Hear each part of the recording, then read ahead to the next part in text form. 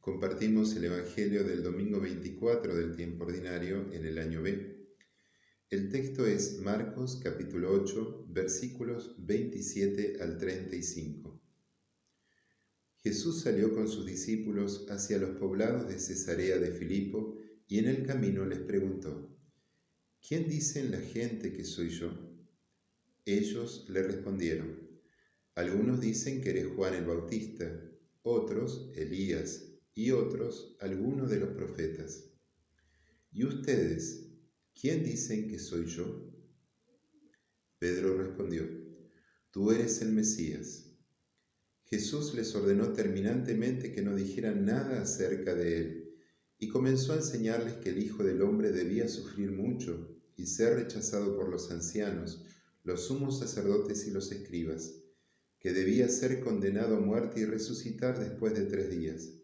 Y les hablaba de esto con toda claridad. Pedro, llevándolo aparte, comenzó a reprenderlo, pero Jesús, dándose vuelta y mirando a sus discípulos, lo reprendió, diciendo: retírate, ve detrás de mí, Satanás, porque tus pensamientos no son los de Dios, sino los de los hombres. Entonces Jesús, llamando a la multitud, junto con sus discípulos, les dijo: el que quiera venir detrás de mí, que renuncie a sí mismo, que cargue con su cruz y me siga. Porque el que quiera salvar su vida la perderá, y el que pierda su vida por mí y por la buena noticia la salvará. Palabra del Señor.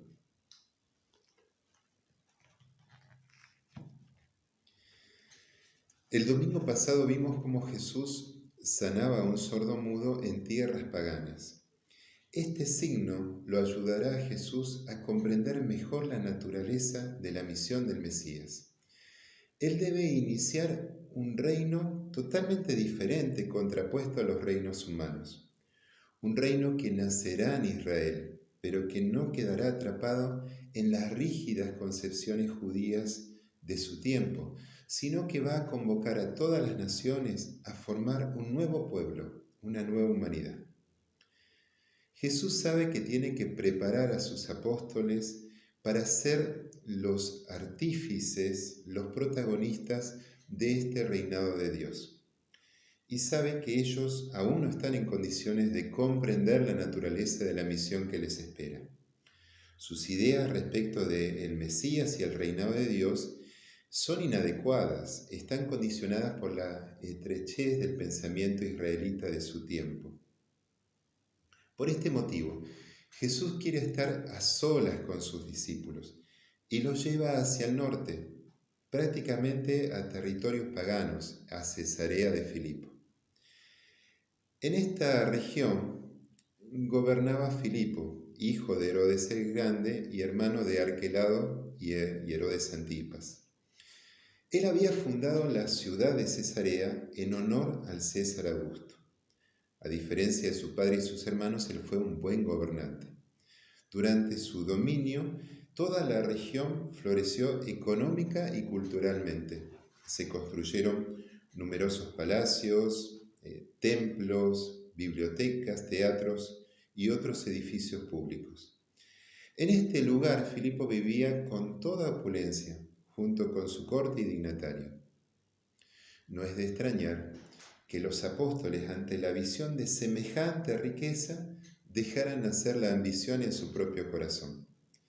De hecho, ellos piensan que el reino de Jesús va a ser un reino como el de Filipo, pero mucho más poderoso todavía.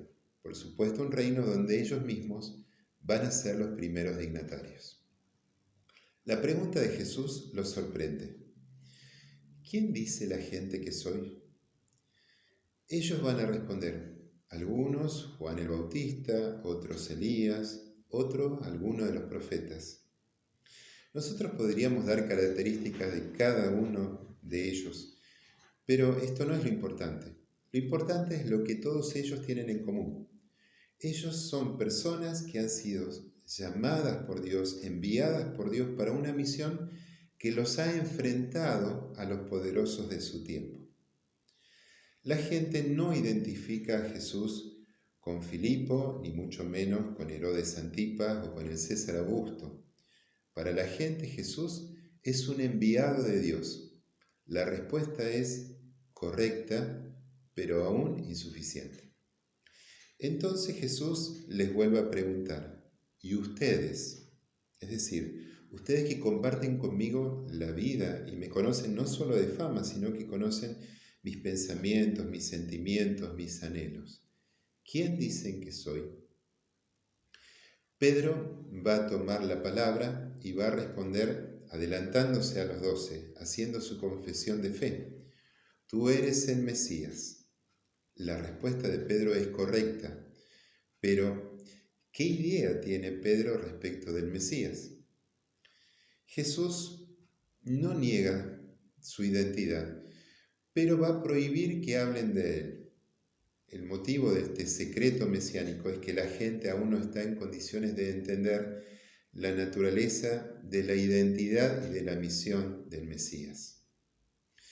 Luego Jesús va a empezar a hablarles con mucha claridad que el Hijo del Hombre debía sufrir mucho, que debía ser rechazado por los ancianos, los sumos sacerdotes y los escribas, que eran como los representantes de la religión oficial, y que debía ser condenado a muerte y resucitar al tercer día. La claridad de Jesús con sus apóstoles es brutal.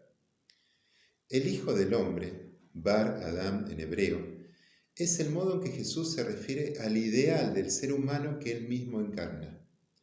Frente a la trilogía tener, poder y placer que caracteriza a los hombres exitosos de este mundo, Jesús va a proponer el servicio, el desprendimiento de los bienes, la libertad frente a los bienes materiales y la donación total de sí mismo hasta dar la vida por amor. Evidentemente que las ambiciones que tienen los apóstoles se ven totalmente contrariadas y ellos lógicamente quedan confundidos. Nuevamente Pedro se va a adelantar y en nombre de los 12 va a reprender a Jesús.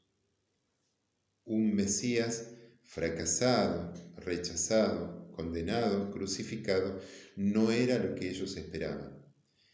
Pedro de este modo va a revelar su propio pensamiento, que es el pensamiento de los 12. Ellos quieren seguir a un Mesías triunfante, glorioso. No quieren al siervo sufriente de Yahvé. La respuesta de Jesús va a ser nuevamente contundente. Retírate, ve detrás de mí, Satanás, porque tus pensamientos no son los de Dios, sino los de los hombres. En tiempos de Jesús, Satanás no era un nombre propio de un demonio, sino un nombre genérico. Significaba el oponente, el contrincante, el adversario. Es decir, es todo aquel que se opone tenazmente a cumplir la voluntad de Dios.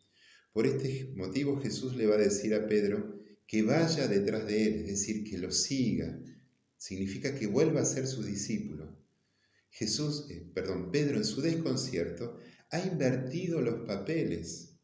Ha querido él ponerse como maestro de Jesús.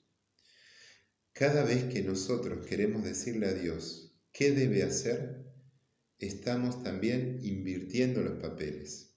Queremos ser como dioses, que es la más antigua de todas las tentaciones.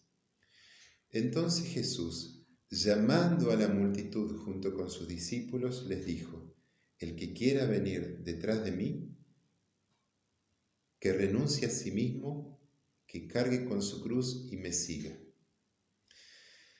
Jesús estaba solo con sus discípulos. ¿De dónde sale ahora esta multitud a la que Jesús llama? Esa multitud somos nosotros. Imaginemos la escena.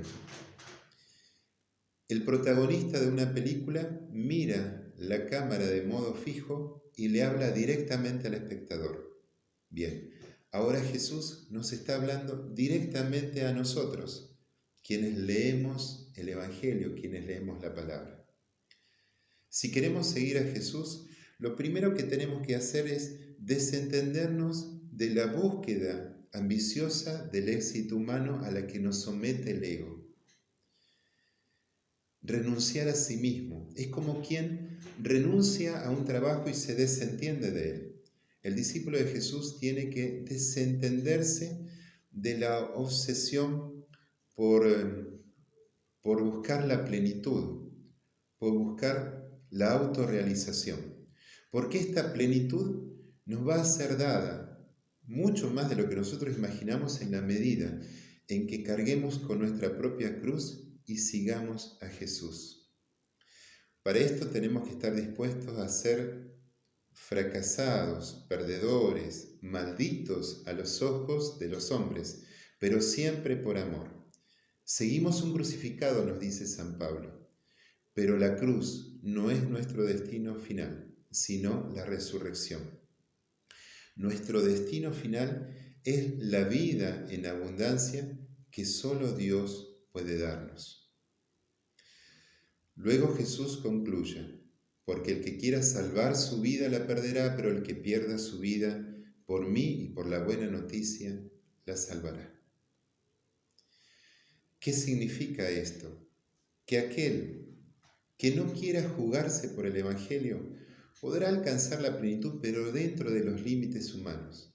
En cambio, aquel que se juega por entero por el Evangelio, aquel que se juega al 100%, ese alcanzará una plenitud que el ser humano ni siquiera puede llegar a imaginar, una plenitud que solo Dios puede darnos. La pregunta ahora es, ¿en qué Cristo creemos? ¿Quién es Jesús para nosotros? No es una pregunta ingenua y no tenemos que apresurarnos a responderla. Según la imagen que tengamos de Jesús, va a ser nuestra fe. Y somos lo que creemos, y más aún lo que amamos. Por lo tanto, nuestra identidad está en juego.